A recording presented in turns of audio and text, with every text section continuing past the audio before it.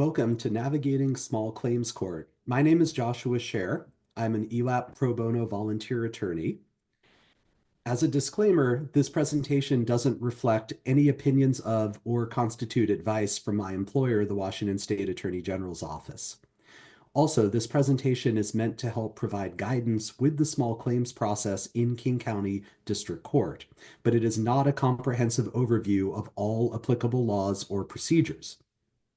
Specific statutes are found in Chapter 12.40 of the Revised Code of Washington, and the King County District Court procedures can be read in greater detail on the court's website. Thank you to you as a viewer for seeking out the information in this presentation. And I'd like to especially thank Judge Michael Finkel of the King County District Court for his assistance. He's a good judge and a good person, and we really appreciate his time and contributions to this webinar.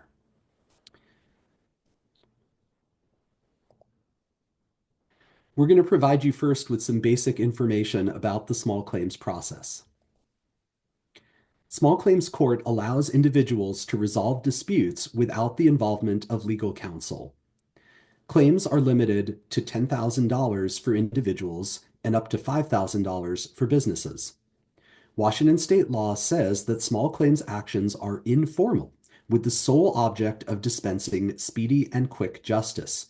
That's found in Revised Code of Washington 12.40.090. It's important to note that a claim can only be for money.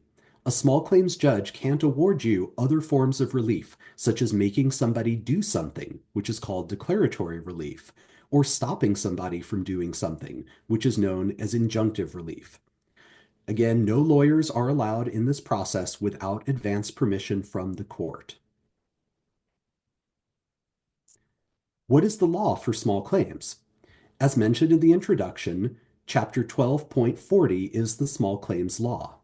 There are 17 different statutes in that chapter explaining things like how to start a small claim, what a claim must contain, and the general process. The Washington Court's website at www.courts.wa.gov also has a page dedicated to small claims court, including brochures in both English and Spanish. Please note, however, that page pertains to small claims around the state and not necessarily what you need to know about King County District Court in particular. Is there a deadline for filing your claim? There are several different statutes of limitations in Chapter 4.16 of the Revised Code of Washington. Here on the slide are listed two that are related to common types of claims, written contract disputes or personal injuries. If you want to file suit and miss doing so by the applicable statute of limitations, your claim is probably going to be prohibited, otherwise known legally as time barred. Make sure that you file within the applicable statute of limitations from the date that your claim arose so that you can timely bring your claim in small claims court. So where do you file? There are some points on this slide to be aware of when deciding which court to file a case in. You want to file it in the district court of the county where the defendant lives, and the defendant is the person or the business that you are suing. In the case of a business, it's where the business is located. You cannot sue government agencies or entities in small claims court, and as we've talked about earlier, you must file the claim on your own behalf and cannot have a lawyer representing you unless the judge allows it. Keep in mind that if you find yourself as a small claims defendant, you may have an available defense if the case was filed in the wrong place. How much does a small claim cost? This slide is pretty self-explanatory. We'll talk in the next section about how to start a case. For King County District Court, you must pay a $50 filing fee, and you also have to have service of process, which we'll talk about in a few moments. Then you can recover the filing fee and the service of process cost to the extent permitted by law if you prevail in the claim. So let's talk now about how to get started with a small claims case. There are two parties in a small claims case, a plaintiff and a defendant. In civil law, the side bringing a case pursuing a claim is called the plaintiff. In criminal law, that party is called the prosecution. In both criminal and civil law, the responding party is called the defendant. You need a notice of small claim form to get started. The key consideration with the small claim form and the notice is a short statement to make sure the other side and the court have notice of what you are claiming. It's not every single last argument that you want to make, and it's definitely not a multi-page legal complaint. For example, if you're suing a landlord who you believe unlawfully withheld your security deposit, maybe consider saying that you were a tenant at the landlord's apartment between whatever dates, you paid whatever amount of money as a refundable security deposit, and you believe the landlord is wrongfully withholding a full return of that amount of money, identifying how much of it, which may be all of it, you want back. That would be a simple and straightforward small claim notice that puts the other side on notice of what you are claiming and gives the court information about what you're going to present in your arguments. The tip here on this slide is particularly important because if your landlord, for instance, is a business, you would not want to sue the on-site manager personally because that individual is not who you entered the contract with. If you have a rental agreement with a business, such as an LLC, limited liability company, you would want to sue the business that you had the contract with and not necessarily an individual. If you have more than one claim, make sure that that is clear in your statement to the court as well. So to recap, you need on the claim your name and address, your brief sworn statement, and the defendant's name and address as well. So how do you file your case in King County District Court? There are three ways. We're going to talk about each of these in the next few slides. There's online, by mail, or in person. So you have options. Option 1, filing in person. You fill out the notice of small claim form, which is found on the King County District Court website. You then take the form to a clerk at any King County District Courthouse. Doesn't necessarily mean that's the courthouse where your case is going to be heard, but it is all part of a unified King County District Court, and the clerk can process the paperwork there. You also need to pay a $50 filing fee, and the court's website has information on accepted payment methods. You can file online as option 2. You visit the King County District Court website, create an account, complete the forms online, pay the filing fee online, and submit your claim, all in one smooth process. Or you can file by mail, option 3. You fill out the form that's found on the website, enclose a check or money order for $50 payable to the King County District Court. You place your forms and the payment inside the envelope and mail it to any King County District Courthouse. Again, it's not necessarily the courthouse that your case will be heard at, but you need to make sure it is sent to a King County District Courthouse. So what happens after you file your claim? The court will process that case and then send you information and assign dates for what's called a mediation and a trial. We'll talk more in a few moments about mediation, but essentially you will have 2 dates coming up. The first is a mediation date. You will receive a notice for that, usually sent via mail or electronically. And then if the mediation does not resolve the case, then the court will set a trial date. In some rare cases, the court can also transfer a very complicated case to the King County Superior Court if the claim is in excess of the court's monetary jurisdiction or involves issues that require a very detailed analysis. So let's talk about how you serve your claim on the other side in the case. There's 2 different ways to serve a small claim. One is personal service, where an adult hands the notice of small claim to the defendant or leaves it at the defendant's home with somebody responsible. You cannot serve the documents yourself under the law. Or you can send the small claim by mail. You send that notice by registered or certified mail with a return receipt requested and get the defendant's signature to ensure that they received it. You can send the forms yourself by mail, unlike serving in person. When you get the return receipt back, make sure that the signature is clear so that the court will know the defendant has received the claim. Service is a legal requirement of a small claims case. You can't just show up to court and ask for an award without giving the other party notice so they have an opportunity to defend themselves. So, who can serve a small claims case in person? You can use a process server, a professional who you can hire to deliver the paperwork to the defendant. You can have friends or family who are at least 18 years old and not involved as a party in interest in the case. And you can also contact the King County Sheriff, who is willing to do it for a fee. You should serve the small claim as soon as possible after it's filed with the court. In fact, the defendant must be served at least 10 days before your scheduled court hearing. Again, this provides an adequate notice and opportunity for the other side to defend themselves. What happens after you serve the case? Another important step is making sure that the court knows you completed service. Otherwise, the judge at the hearing will have no way to verify that the other side received the notice if they fail to show up at a small claims trial. And if the judge can't verify the notice, then you won't get an award at that time because you didn't give the other side an opportunity to defend itself. We'll talk more about that. It's called default later on in this presentation. You must complete a certificate of service showing that the defendant was served, which is a sworn statement, and that must be filled out and signed by the person who served the defendant. So if it's in person, the process server can do it, the sheriff's office, or the family or friend who's over 18 can do it. And if you served by mail, then you can do that as well. And make sure that that is filed with the court before your small claims hearing. And there are a number of ways you can do that with the King County District Court, either in person, fax, mail, or through the e-filing portal.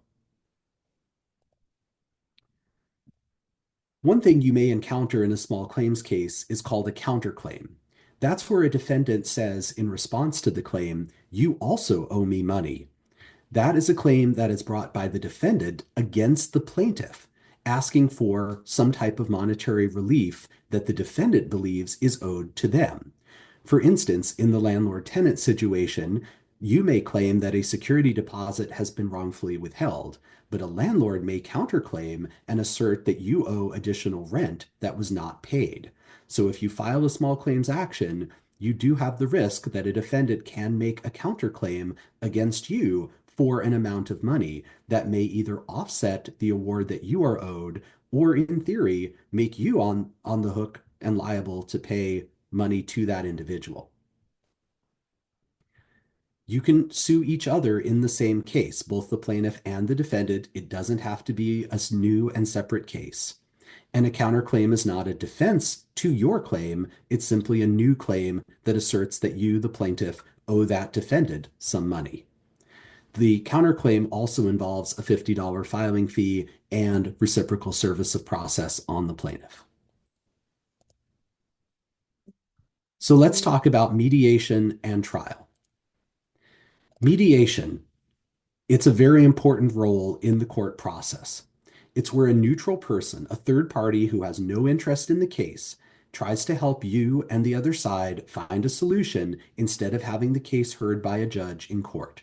It gives you an opportunity to resolve the issue without a judge's decision, and mediation can be flexible and involve other types of relief other than simply money, which a judge can only award in a small claims case.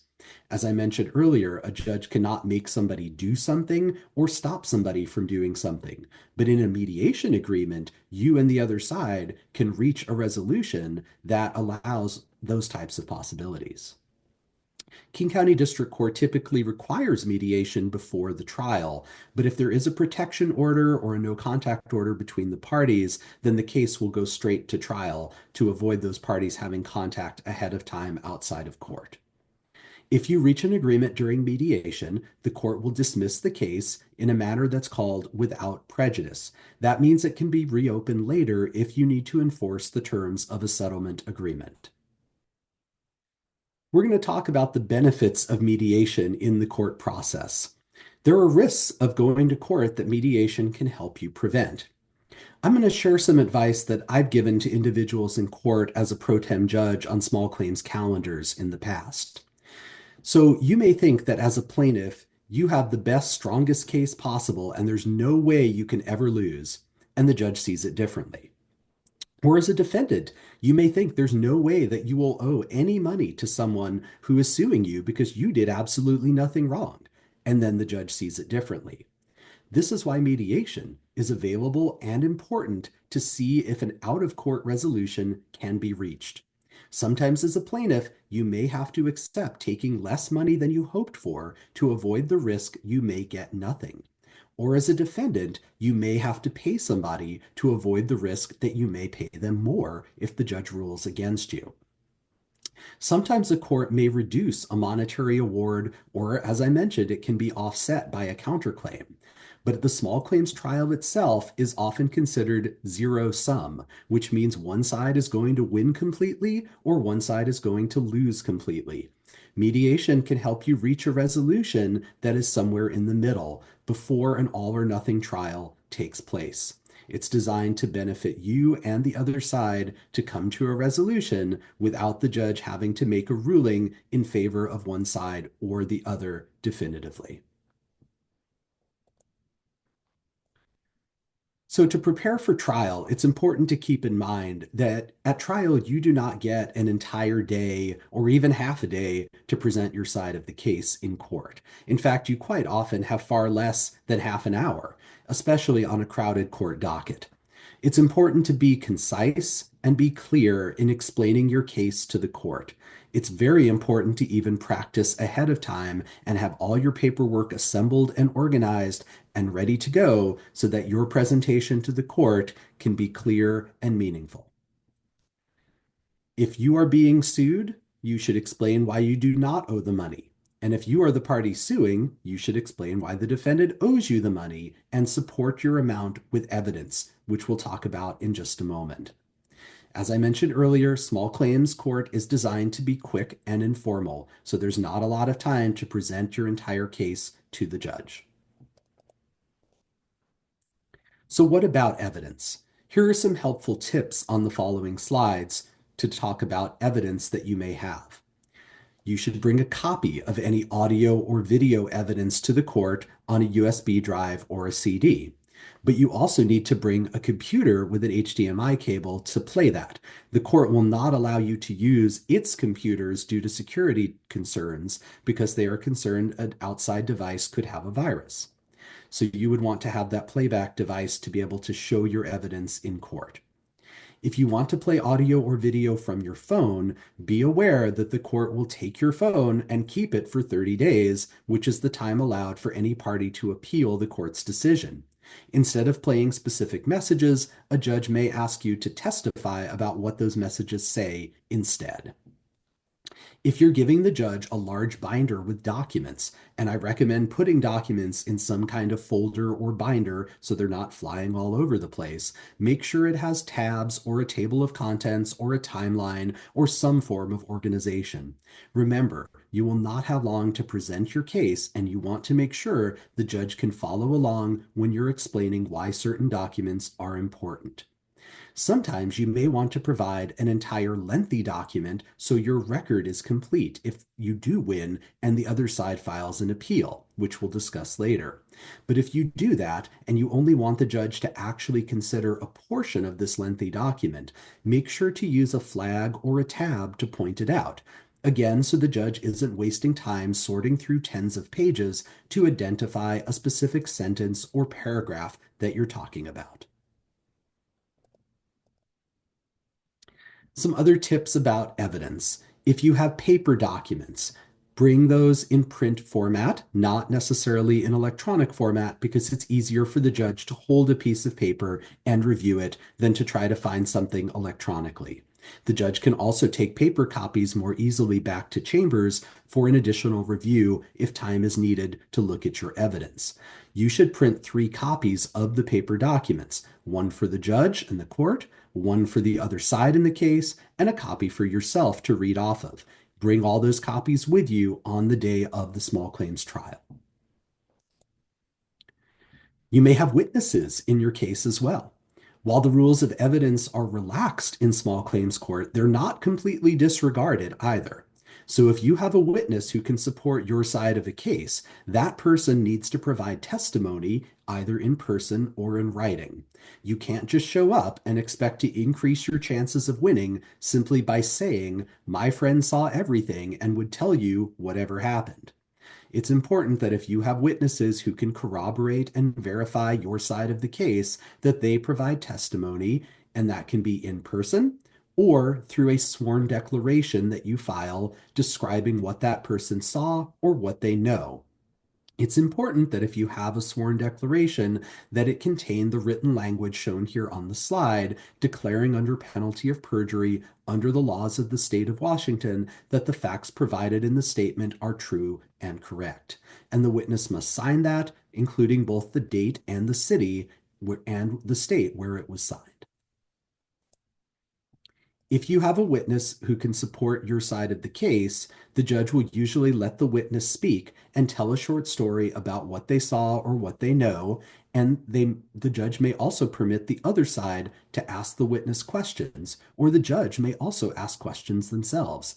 Be sure your witness is prepared for that possibility. Exchanging evidence before trial. It's an important step in the process. It's similar to the reason for serving a claim, a notice and an opportunity to see what's been presented and for the other side to fairly respond. A judge probably won't have time to look at your evidence before trial, but not only that, the judge likely won't even try to look at your evidence before trial because it may be considered an improper communication, which is known as ex parte communication. That means it's a communication from one side without the other side knowing what's been submitted or discussed. You are not allowed to contact a judge directly about a case, and court staff cannot provide you with legal advice either. You are required to exchange your evidence with the other side at least 14 days before the trial via email or mail. Make sure that you keep proof of sending your evidence to the other side and ask for confirmation of receipt so that later on the court knows you satisfied this important step. If you do not exchange your evidence, the court may reschedule and continue your case, or the judge may refuse to consider evidence that you did not give the other side the notice and opportunity to take a look at. Again, don't send it to the court beforehand because the judge will not look at your evidence before the day of trial. At the trial itself, it's important to arrive on time, go to the appropriate courtroom, and remember, you can only speak on your own behalf. No lawyers are permitted without court permission. You cannot have your spouse, a family member, or a friend provide representation either. This is your case, and they may be your witnesses, but they cannot be your advocate. During the hearing, when your case is called, you'll come forward to a table. The judge will swear you in under oath, where you raise your hand and promise to tell the truth. And the judge will ask the plaintiff to speak first, and then the defendant comes next. After both sides in the case have been heard, the judge will usually announce a decision right away and enter what is called a judgment in favor of one party or the other. Some important guidelines to keep in mind inside the courtroom. Always be polite to both the judge and the opposing party and any witnesses who the other side might call. Don't interrupt anyone while they are speaking. The judge may interrupt you, however, to ask questions. If that happens, listen carefully and answer honestly and truthfully based on your personal knowledge. Good manners and even tempers make a good impression. And remember, the judge is facing you during the hearing and can see everything you're doing. So when the other side is speaking, try to refrain from any hand gestures, eye rolling, or other actions which may bear on your fitness and qualifications to be a credible individual in the eyes of the court. You want to maintain decorum and respect for the proceeding and have the judge agree with you so that you can win your case. And that's why it's also important to practice ahead of time if necessary. Look in a mirror, take a recording of yourself, practice with family or friends. The judge is not going to be interested in arguments that relate to character assessments or pain and suffering. Remember, small claims are about money damages and why you should receive money for what you believe is owed to you by the other side. We're going to talk next about collecting a judgment if you win.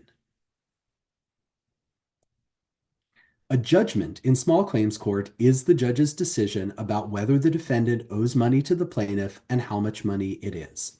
Once it's entered by the judge, the court clerk will then enter it into the official record and provide the winning party with a certified copy of that judgment at no additional cost. If you win as a plaintiff, receiving a judgment does not mean the other side will automatically pay you money. It is the defendant's responsibility to make a payment to you, but you may need to take steps in order to collect it. Keep in mind that the amount the judge can award you in a small claims case cannot exceed the relief you are requesting in your notice. So if you ask for $5,000 in your notice of small claim, you can't show up to court later and ask the court to give you $10,000 because of the trial. If a judgment is not paid, the court will not be able to help you collect that money. The best the court can do is it might order the defendant to enter into a payment plan over time. If the defendant simply does not agree to pay you, the amount owed may increase or include interest to cover enforcement costs. And if a case is not appealed, which we'll talk about in a moment, and a judgment isn't paid within 30 days, a winning party can start a process to collect money owed, but you would need to talk to a lawyer or a debt collector for assistance with that effort.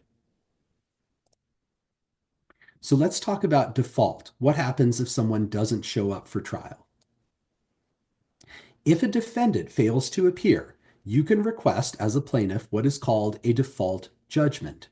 That means the judge will likely award you the amount of money that has been proven, plus court costs, as long as you can show proper service.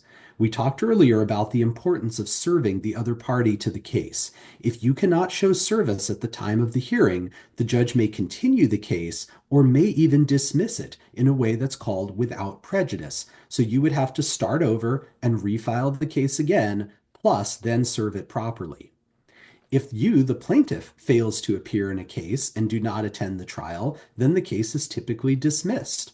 The court may allow a plaintiff to restart the process if there's a valid reason for missing the court date, such as an unforeseen illness or other accident. If you're a plaintiff who comes to court and the defendant does not appear, you still have to establish what you're entitled to receive in a default judgment. You still have to prove your case, and you can do that by showing receipts, agreements, emails, anything that proves your claim and gives the judge the number to award you as the plaintiff who's entitled to a default judgment.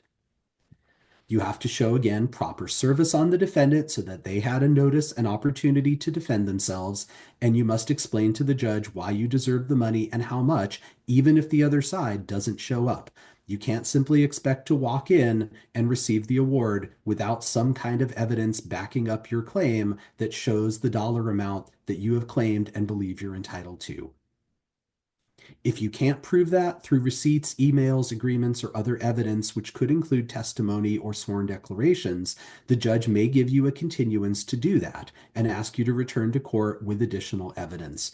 Or the judge may not give you the amount of money you're asking for. So what happens if a party wins the case and the other side disagrees with the decision? That's called an appeal. An appeal means that that party who has not won the case is asking a higher level court to review the small claims judge's decision. If that party believes there is a mistake that was made in the case, they can request an appeal to seek a second opinion from a higher level judge. Let's talk about the appeal process that happens. The party that does not win in a small claims case has up to 30 days to appeal the decision. It's very important, like the statute of limitations we talked about earlier, that an appeal gets filed within 30 days. If that deadline is missed and you're on the 31st day or later, an appeal will not be legally allowed. That is an absolute deadline and cannot be ignored. Who can appeal? That can be a plaintiff who does not win the money that they asked for. That can be a defendant who had money awarded against them.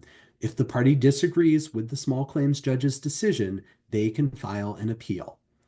The statute is written, admittedly, in a little confusing way. Generally, you cannot appeal the decision if the amount claimed is less than $1,000.